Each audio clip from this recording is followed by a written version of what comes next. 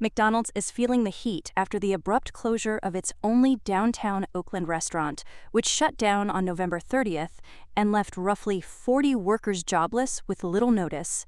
Although a WARN notice was filed October 30th, employees say they learned of the closure just days before Thanksgiving and were denied transfers, sparking a strike and criticism of franchise management. The controversy comes as McDonald's confronts shifting consumer behavior.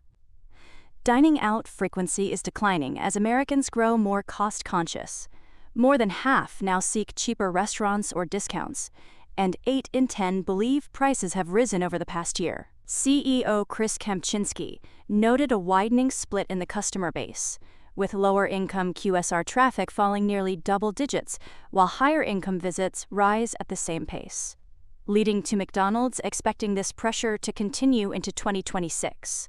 Despite these headwinds, the company's fundamentals remain solid.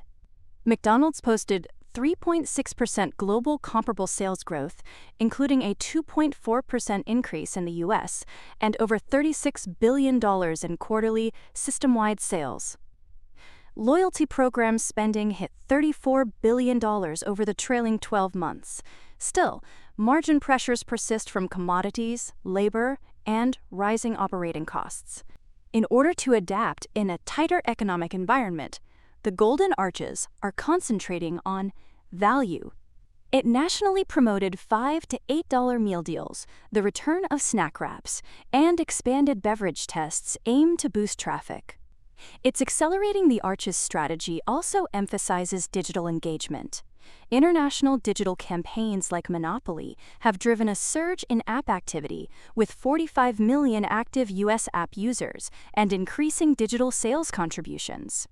Broader optimism in fast food still lingers, since the National Restaurant Association notes pent-up demand for dining out remains strong despite financial strain. For more on stocks and crypto, follow Ascencore. See you next time.